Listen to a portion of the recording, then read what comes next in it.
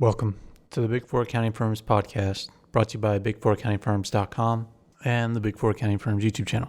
Before we get started, just wanted to remind everybody to support us if you have a chance or if you can. Even $1 helps, and we have a link in the description to a website called Buy Me a Coffee. It's just a way to donate to us and support us. Again, any amount is helpful so that we can keep putting out content.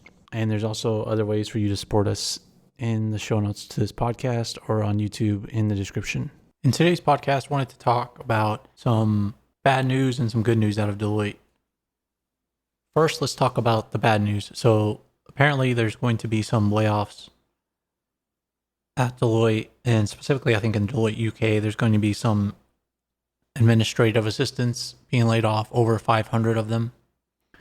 And I think this is just more of the same for the Big Four accounting firms, because we noticed that there's been a lot of layoffs over the past year due to COVID. And even after they stopped, there was more and more EAs being let go. There was a whole bunch let go at KPMG during COVID-19. But then even after COVID-19 was done, they were letting people go at KPMG as far as administrative assistants go.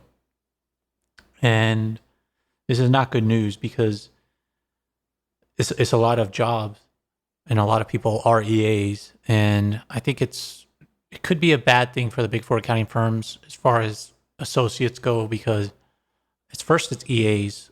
I remember when I first started, there's a lot of EAs that they were, they had a lot of tasks. They would help with billing. They would help with the partners with their expenses. They had a lot of tasks they were responsible for, but it wasn't skilled labor, right? You didn't necessarily have to have a degree. And I know a lot of them that they had side jobs and other things that they did. And a lot of them, personally, that I knew had bad attitudes also. Whenever, we had additional work for them to do, they didn't want to do it, or they were too busy, or it was part of their job to be helping out the group, but they would mainly just help out the partners. And then it just went solely to partners, right? Where partners could only use EAs. And it was mainly to help them with their expenses and travel. And it really wasn't anything else. It started out where they would help with everything, like help with the engagement management, help with billing, help with setting up the codes. They would help with a whole lot of stuff. And then it just whittled down into just being a personal assistant for the partners. And there were still multiple though. And then it went down to being like one for the whole group of partners. And, this was across the Big Four accounting firms. And then now it's to where this unskilled labor pool has been, for the most part, they've been outsourced. It's a lot of people want to know what happened to these people. Like, all these jobs disappeared. How's the work getting done? Because we all know that the partners aren't doing this themselves. They're not going to be doing their time and expenses. It's going to be fewer administrative assistants that are doing it with the help of offshoring, because there's a lot of administrative assistants that would just still sit around for the majority of the time and still not be busy. And they would not be as busy as an associate was. And I mean, a lot of the work that partners need done gets done by associates anyway. So like associates become the pseudo assistant for the partners. But a lot of this work got outsourced. It's going to continue to get outsourced.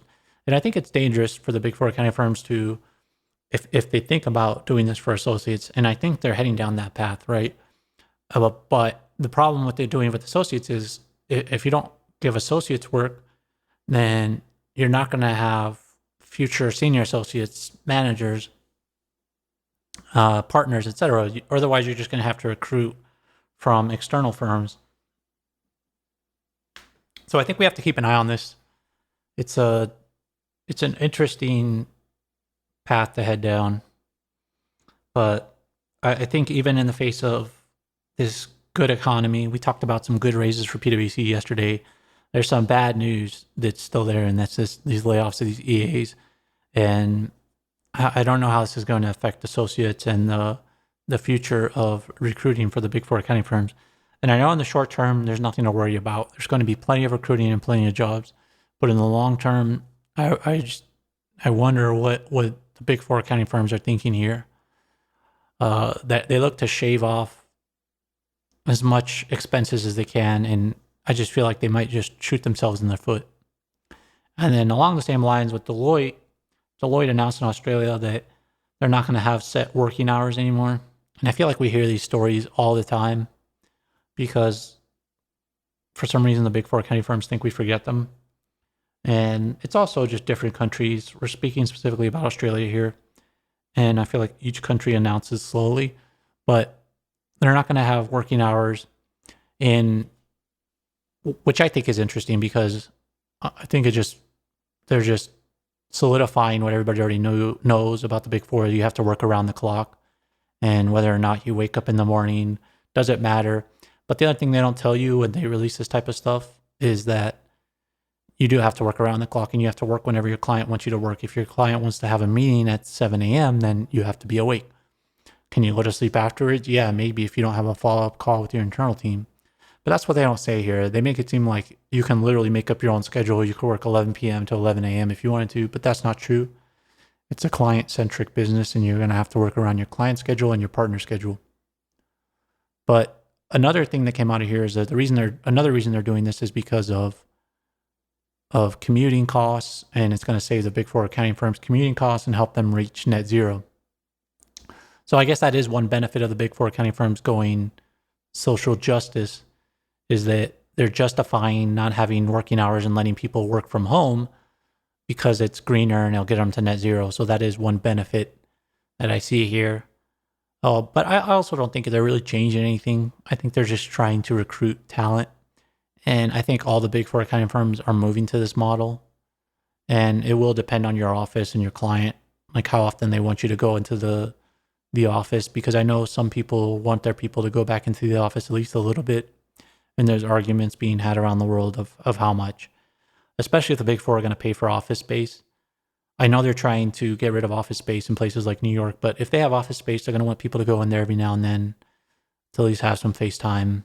I know not in the midst of a global pandemic, but in a lot of places, the pandemic isn't as bad as it was. So they do want people to come back in for FaceTime, obviously not in Australia, but I think things go in cycles, and people will want to return to the office at some point as productivity goes down or morale goes down. But those are just a couple of stories today. To stay up to date, make sure to subscribe to this podcast.